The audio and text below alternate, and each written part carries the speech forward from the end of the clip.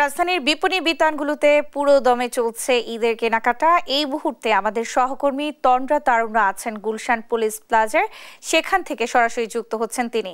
তন্দ্রা, মার্কেটে ঈদের বেচাকেনা কেমন দেখছেন, বিস্তারিত জানাবেন। ন্যান্সি, আজকে কিন্তু বেচাকেনা আগের তুলনায় অনেকটাই বেড়েছে এবং মার্কেটগুলো কিন্তু মোটামুটি ভালোই জমে উঠেছে।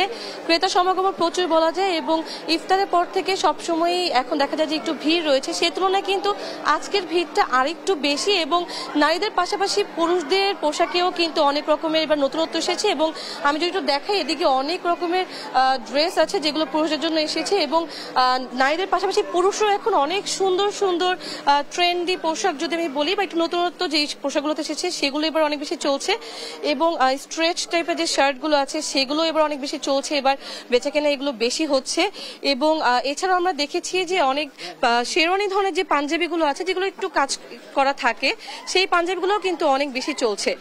আমি যদি একটু একটা ক্রেতার সাথে একটু কথা বলি, ভাইয়া এবার কোন ধরনের কালেকশনগুলো দেখছেন নিজেদের জন্য এবং কোনগুলো চলছে বলে মনে হচ্ছে?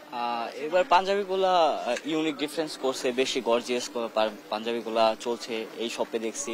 দেন অন্য শপ আছে লাইক এক্সট্যাসি, দেন সেলর, ড্রপ শোল্ডার টাইপের টি-শার্টগুলো এবার চলছে দেখছি। জি এবার ড্রপ শোল্ডারগুলো ট্রেন্ডে আছে, সেলরে দেখা হয়েছে, দেন ইজিতে।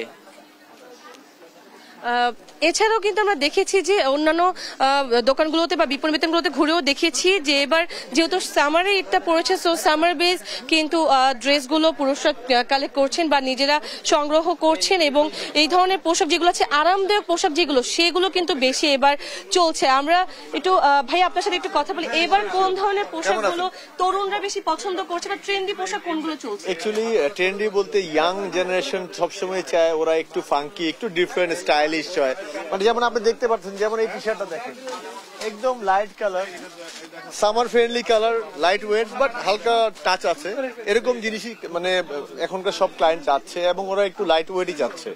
আবার যারা ফ্যাশন ঈদ চায়, পার্টি চায়, ওরা একটু ডিজাইনারও চায়, সব ধরনের ডিজাইন যাতে থাকে। আপনি দেখেন এই যে ধরনের যদি পাঞ্জাবিতে যান, এই দেখেন ডিজাইন একদম লেটেস্ট আসছে, এইগুলো দেখেন।